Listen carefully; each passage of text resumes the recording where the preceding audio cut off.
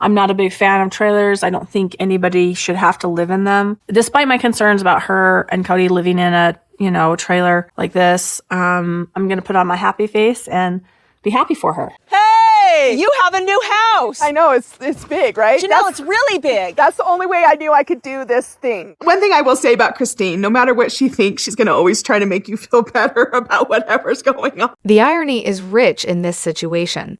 So Robyn's all about not letting Janelle live in a trailer on Coyote Pass, but Dayton, her adult son, who's like 25, so basically a tender little baby, gets to live in one on her property, but yeah, totally fine for him. I mean, she's absolutely okay with her son living in an RV, but Janelle?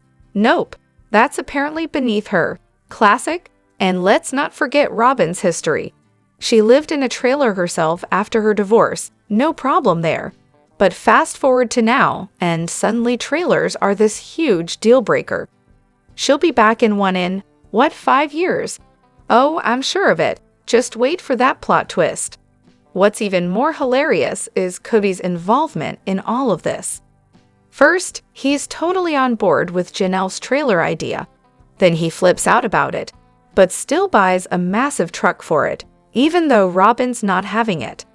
And then the whining begins, especially when Kody starts bickering with Gabe about how to fix the trailer. Yet, despite all the drama, he still made sure to visit Janelle in her trailer. You couldn't make this stuff up. But here's the real kicker. Kody buys a trailer for Dayton, but never extended that same courtesy to House Garrison and Gabe. That's interesting, right? Could it be that Kody's fine with giving his attention to Dayton, but when it comes to the other kids? Well, let's just say their living arrangements didn't get the same treatment. And let's not forget Robyn's arrival in Lehi. I always wonder if instead of that rental house, they could have just parked a trailer on the property for her, to keep the family all together.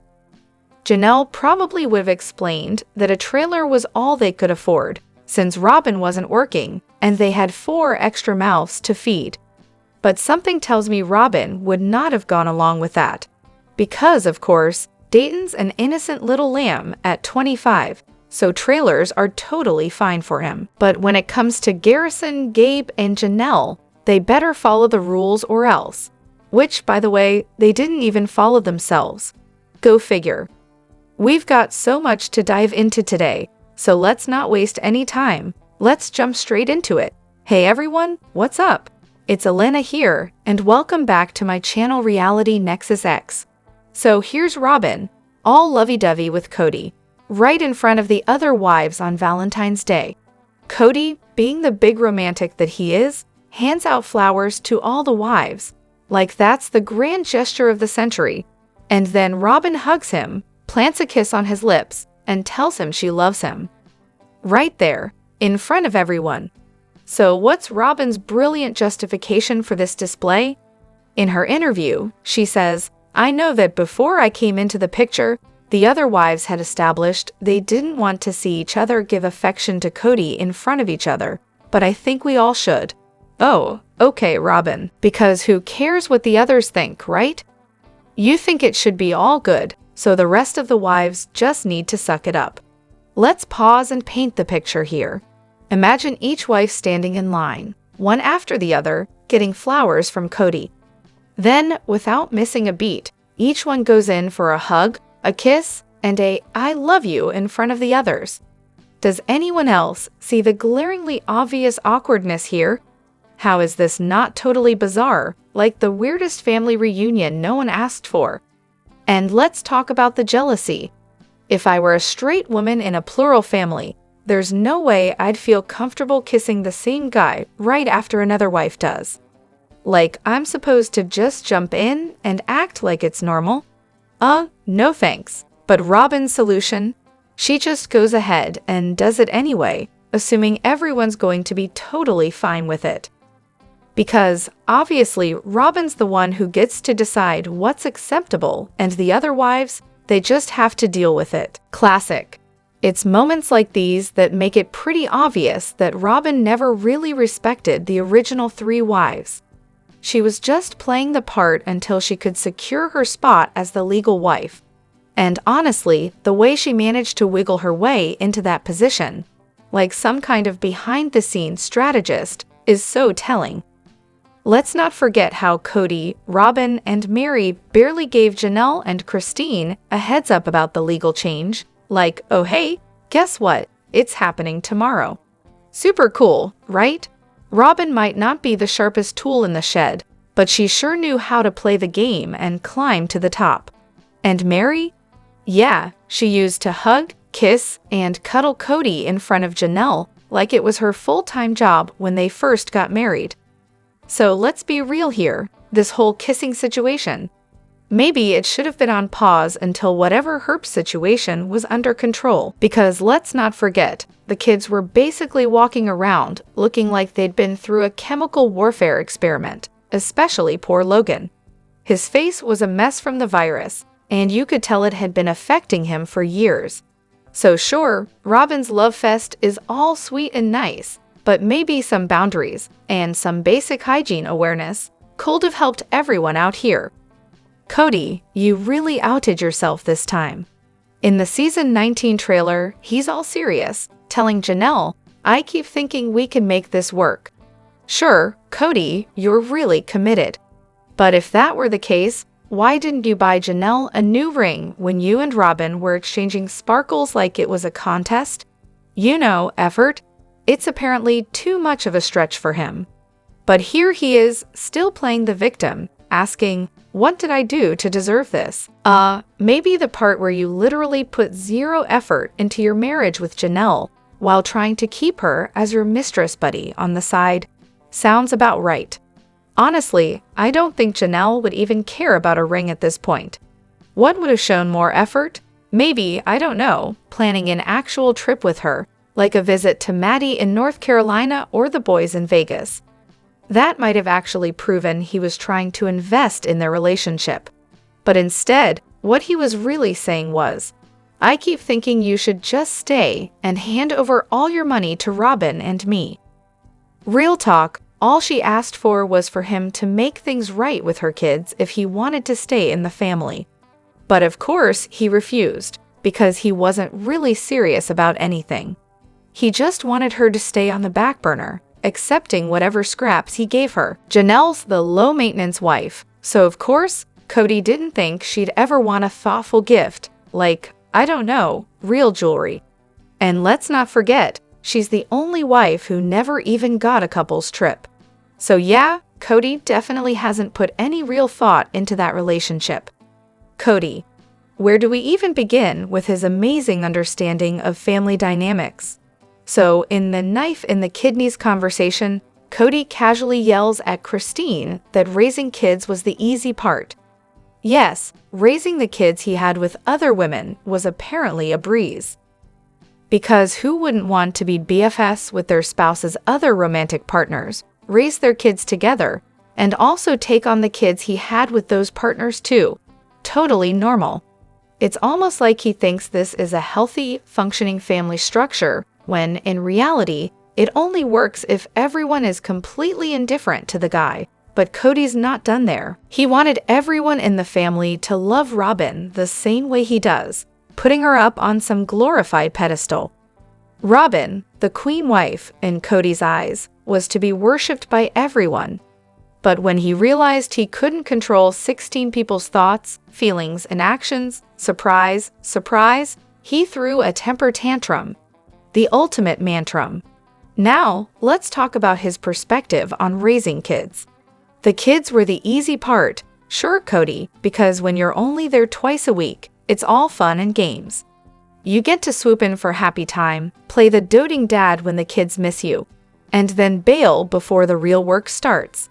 Christine, on the other hand, was the one who had to juggle the day-to-day chaos, the emotional roller coaster, and the actual work of parenting. Kody wouldn't know that kind of physical, mental, and emotional investment if it smacked him in the face. But hey, it was easy for him, right? And let's not forget the real kicker. Polygamy is a whole other level of messed up. It's abusive by design, and Kody is living proof of how that system thrives on delusion. As for Joseph Smith, well, let's just say he got exactly what he deserved. The real crux of Kody's comment about the easy part seems to be that raising the kids was simpler than dealing with the complex relationships. Which, frankly, makes sense in a lot of ways. This happens even in monogamous families. It's easy to get lost in the grind of raising kids while neglecting the relationship that started it all. The Browns spent the first 16 years in poverty, scraping by, which gave them a convenient excuse to ignore the cracks in their relationships. But once they moved to Flagstaff and the kids got older, there was nowhere left to hide. They had to face the uncomfortable truth. After 20-plus years, they'd done absolutely nothing to nurture real connections with each other. Shocking, right? I've been rewatching season 16 this week, because why not? Classic background noise, right? And I found myself struck once again by the scene where Gabe has that oh-so-enlightening chat with Kody on Coyote Pass. They're doing something with logs? Who knows? But the important part is how Gabe handles it. Like, wow, this kid seriously nails the art of emotional maturity. He calmly tells Kody, "I shared my emotions with you. I was vulnerable with you. You can do the same without getting angry." Isn't that just chef's kiss? Because honestly, it's a miracle Gabe can have a conversation like that when his father is over there throwing a tantrum like a 2-year-old. Let's not forget, Kody's not exactly known for handling difficult conversations with the maturity of a grown-up. Gabe's ability to stay composed while Kody's busy being the emotional equivalent of a toddler, truly remarkable. Major kudos to Janelle and Christine for clearly teaching their kids how to not lose it in moments like these. And seriously, Gabe is just so emotionally intelligent.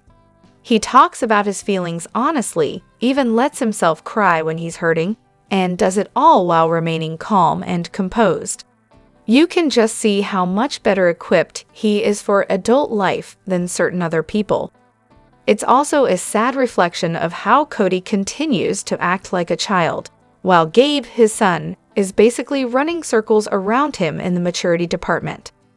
I'll be honest, when I first heard the heartbreaking news about one of the Brown kids, my immediate thought was, please don't be Gabe, because this kid was clearly in pain, dealing with the whole mess with Kody, and it hurt to see. Gabe deserved so much better than that whole situation. Meri was so clear from the start. How did I miss this? Let's take a moment to appreciate that in Season 1, while they're in Mexico, Kody casually brings up in vitro. And Meri? She flat out says no thanks. End of story, right? Except, of course, it's not. Because, in true Kody fashion, he keeps pushing her. Then in the interviews, she starts to feel guilty about saying no, worried about poor Kody, and starts second-guessing herself. She even admits she didn't see the point in going through it. But then, oh look, Vegas happens, the subject comes up again, and surprise, Meri doesn't want to talk about it. But of course, she's still expected to respond, even though she already told him no 1,000 times. Then there's Robyn, with her magic surrogacy offer, adding even more pressure on Meri, who, let's face it, is already dealing with more than her fair share of heartbreak. This whole thing is just sad. Meri says no. Kody keeps torturing her with the same idea. And then, plot twist, he's the one to shoot it down himself. And let's talk about Meri's infertility. I can't even imagine how painful that must have been, especially in a polygamous relationship where a woman's worth seems to be measured by the number of children she can produce. It's disgusting. You've got other wives popping out babies like it's nothing, while you're just sitting there, feeling like a failure. It's infuriating. And then, of course, when Leon leaves, Kody completely checks out. No more commitment to Meri. Leon's gone, and Kody's more interested in the next generation of tenders than actually being a parent. Meri's value? By Felicia? Meri probably knew that if she had another baby, Kody might actually stick around, but who wants to start that mess over, especially at her age? If anything, Kody totally messed with her head, heart, self-esteem, self-worth, and basically destroyed any semblance of stability she had. Then gaslit her like it was her fault. It's textbook emotional manipulation, I know exactly how that feels because my ex-husband did the same thing. You end up feeling like some kind of unlovable monster, and that can take years to undo. Even after 20+ years in a healthy relationship, I still occasionally feel those lingering effects. If my first marriage had been filmed and aired for everyone to see, I'm sure I wouldn't come across much better than Meri, because of course, only she knows her true heart and intentions. That's why my sympathies will always be with Meri. Why is everyone so shocked that Kody and Robyn are selling? It's honestly kind of hilarious that they're putting their mansion up for sale. Something definitely went down behind the scenes for them to make this move. I mean, the family's down by 3 incomes now, so it's no wonder they're scrambling. Robyn and Kody must be fuming. They can't be thrilled seeing how happy the OG3 are living their best lives without them. But hey, Kody's supposed to be a real estate genius, right? So I'm sure he's figured out the perfect moment to unload that place. But honestly, with everything falling apart in Flagstaff, Wise leaving, Garrison's passing, it's got to be a pretty miserable place to be. I wouldn't blame them for wanting to cut ties and start fresh. And don't even get me started on Dayton. Dude got a job and bolted to escape his clingy mom. Meanwhile, Kody and Robyn are practically in a race to put their house on the market, trying to protect Kody's fragile ego in some weird, desperate bid to escape. Classic Kody move. Robyn's shopping habits are honestly terrifying. Have you seen those photos of the house? It looks like she spends every waking moment, every single day at the store. And forget about the art, it's not even about that. It's the stuff. Floral blouses, towels, random trinkets, and oh, the clutter. There's so much of it. Can you even fathom how much space her Christmas decorations take up in a storage unit?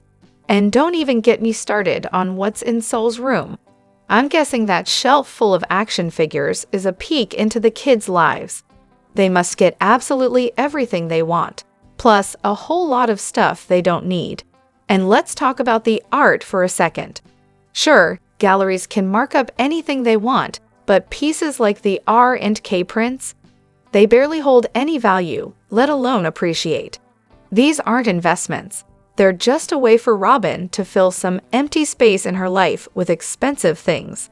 Because clearly, the more pricey, the better. Instead of buying one beautiful painting to hang up, why not just throw 11 of them on a single wall?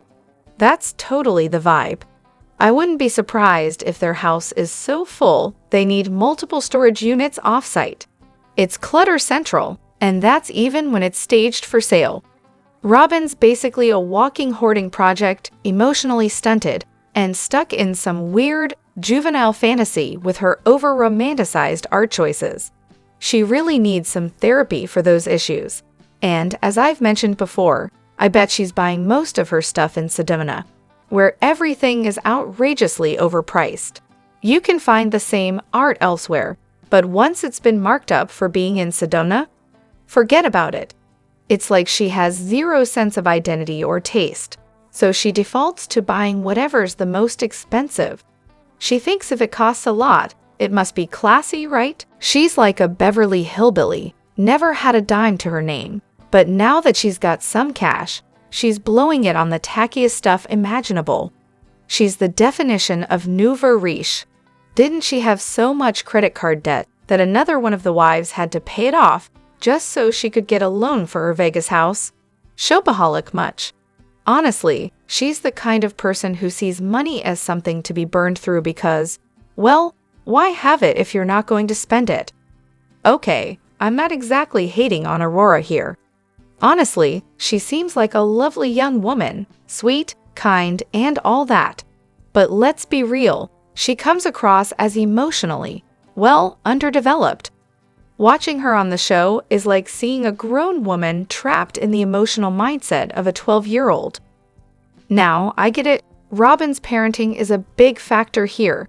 Overbearing, controlling, treating her kids like they're still toddlers even though they're adults. But seriously, at what point does Aurora step up, assert herself as a 20-something college student, and start acting like the young woman she actually is? instead of continuing to play the part of a child. It's honestly a bit unsettling.